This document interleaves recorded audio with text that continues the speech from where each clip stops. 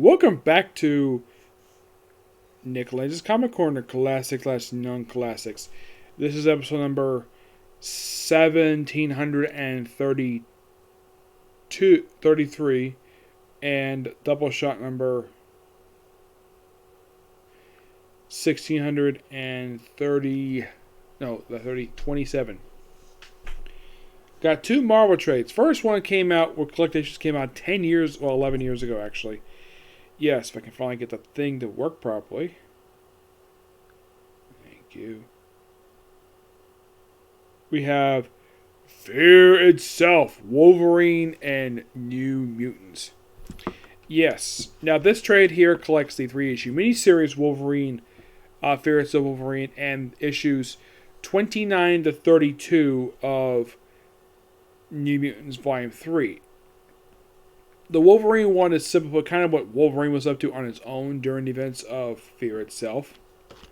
It is actually done by, at the time, you're probably thinking, oh, Wolverine. This is done by Jason Aaron? No, this is done by Sean Peck and artwork by Ronald Bashi. Now, the reason why I think that Marvel did this with Fear Itself, because Jason Aaron probably did not want to interrupt his story he was doing at this point in time. You probably think, okay, when this story came out, what story was coming at this point in time? I would probably say it was probably the last, because based on the way the font is, it is presumably probably during the story arc where he fought the king, where he basically was leaving for San Francisco, and he did not want to interrupt the story at all. Nope. It's mostly put explorers what Wolverine himself was doing solo-wise, like fighting the Scarecrow, yes, the Scarecrow, and working with Melinda, his girlfriend at that point. Currently, it's unknown if they're dating anymore, especially with his resurrection. Yeah, and this is actually one of her many appearances that she's made. Yeah, basically, Jason Aaron very heavily featured her. Like, a lot. Yes.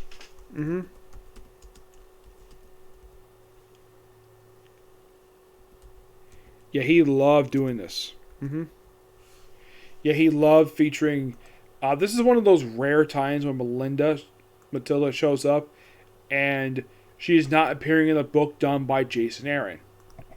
Yeah. Prior to this miniseries, she appeared in Wolverine issue number 8, which is actually the finale for the Wolverine vs. X-Men story arc. It was a quick 3-parter. Yep, and after this, she's back in Wolverine for pretty much the remainder issues of Jason Aaron's run, even for the replacement writer's run, which was Cullen Bunn. Yeah, it came on for that one. They had 1 issue of Thor God of Thunder and 3 issues of Wolverine and the X-Men Volume 2, and that's pretty much it for the character. Yep. Yeah. It's a very fun miniseries to read. Yep. I mean, aside of having Wolverine himself, like, is there any, like, guest star characters in here? Well, Tony Stark appears in here briefly. Despite the fact Fear itself is going on, it's mostly put him just taking care of Hammer. And Hammer just basically, some stuff with S.H.I.E.L.D. Like, who are these villains, per se? These weird cybernetic villains? They are basically from Strike. Yeah.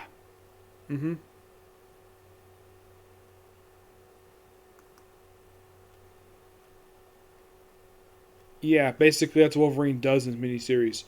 Just deal with Strike. And of course Pete Wisdom appears here too. And you have return of a character who previously appeared in the pages of Excalibur. Yeah, prior to the final issue of this miniseries, her last appearance was back in New Excalibur 19. And that was back in 2007. Yes. Yep. Yeah, also in the final issue, you have Wolverine Chapter Rocket. But lucky enough, basically, like, they pretty much know way to wrap up a nice little bow. And of course, you have Wolverine go off on, like, another date with Melinda. Great stuff here. I think that the writer of this book did an excellent job writing Wolverine here. And then you have the Mutants tied up with Fear Itself. Yep. Now, at the time, basically, when the book first started, It was started by Zeb Wells. He was the original writer for the book, and then starting about halfway through the book, halfway through this run, he was replaced by Dan Abnett and Andy Lanning.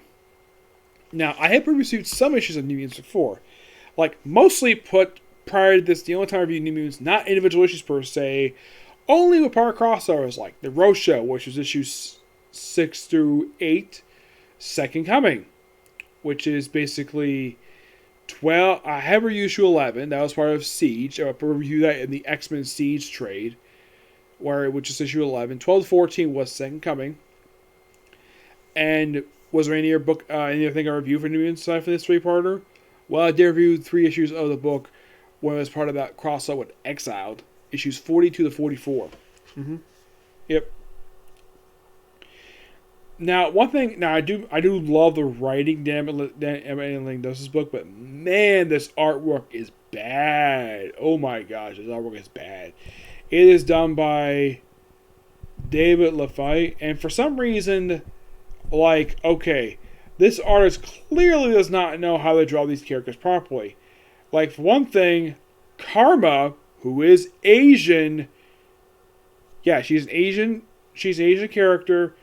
For some reason, they made her a blonde in the picture stuff. I'm like, no, Karma does not look like that at all. I mean, here's a sample of this really bad artwork. I like the colors, but man, this artwork is bad. At least Danny Moonstar, she's basically doing really good.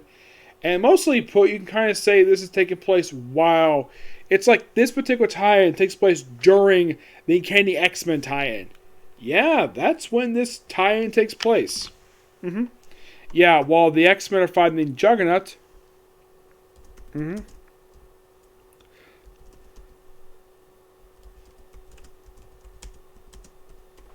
Yeah, that's one thing that sometimes basically Mutants does sometimes for this run. They would have issues taking place during. Okay, yeah, I knew that was not her. It was actually Magma. Yeah, so yeah, the stuff we got the Juggernaut here. He's not in the story. This is during, well, like I said, during the events of the King X-Men tie-in. Mm-hmm.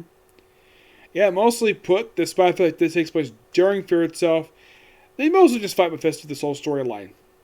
Yeah, and this thing called Dormer.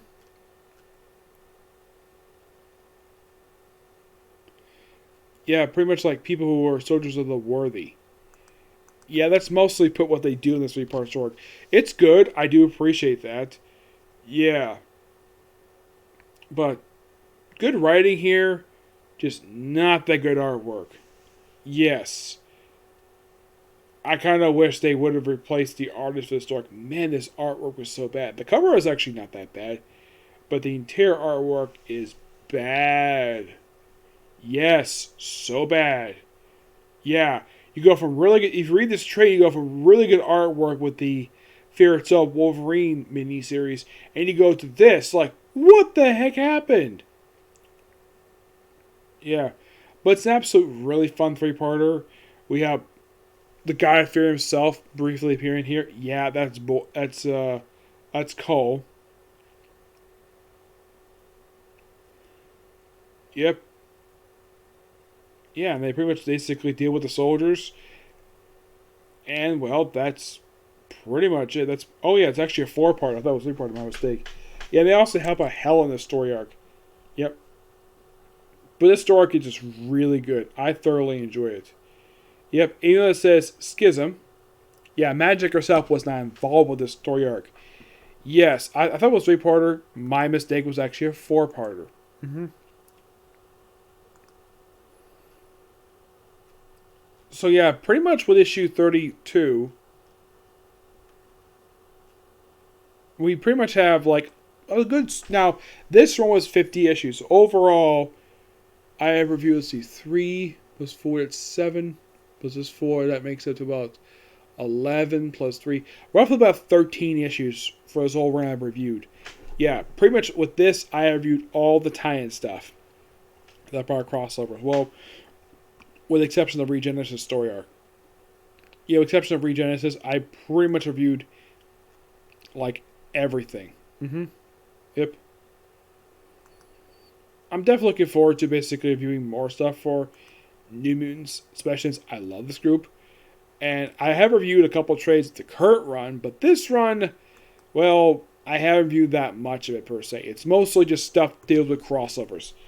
And of course, I've also reviewed their tie-in stuff for Fall Mutants, Inferno, and Mutant Massacre. I have also reviewed New Mutants Dead Souls, which is done by Matthew Rosberg, which is really good. By the way, I give the book roughly a 9. We'll give it 9.5, but the terrible artwork is the reason why I can't give it that high. Alright, next up it is Iron Fist, the Deadly Hands of Kung Fu, the complete collection. This mostly collects the Iron Fist stories from Deadly Hands of Kung Fu. This was a black and white comic book published back in the 70s. Iron Fist was not the only feature in the book. We also had Jack of Hearts, Shang-Chi had featured in the book. Basically, any like martial arts character had featured in this book. Including a group like Sons of the Tiger. We also had, let's see, there's also Jack of Hearts. The original White Tiger appears in here too. And I believe that's it. This is mostly just his stories from issues 10, 18, and 24, 29, and 31, 33. Though the last couple issues are mostly just featuring the Daughters of the Dragon, Colleen Wing, and Misty Knight. It's mostly their two-parter where they try to take out a drug ring where they end up getting captured, stripped down to underwear. Though in the case of Colleen's case, she's pretty much stripped butt naked in this two-part story arc. And of course, Bizarre Avengers is simply just another story featuring the Daughters of the Dragon. The Iron Fist stuff in here is really good. It's good serialized stuff in here. Plus, we have the first appearance of the Steel Serpent. And you're thinking, wait, that's Davos, the first appearance of Iron Fist. Technically, yes, that is true. But, yes, the Steel Serpent who appears in here is a completely different character. Yes, this is a guy known as Deft Touch. Yeah, he only appeared just for the opening issue of this thing, issue 10, and that is it. He is completely unconnected to... now, mostly put, this is stuff that was not collected in the Epic collection for Iron Fist. Mainly because it was the black and white stuff. And Marvel, and this is usually like, you could say it's questionable canon per se. Like the first issue in here takes place between, like,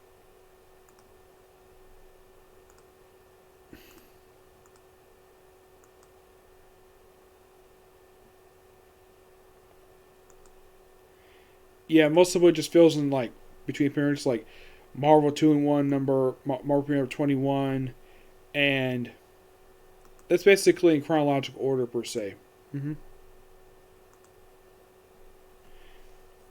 It's been reverse order for these issues.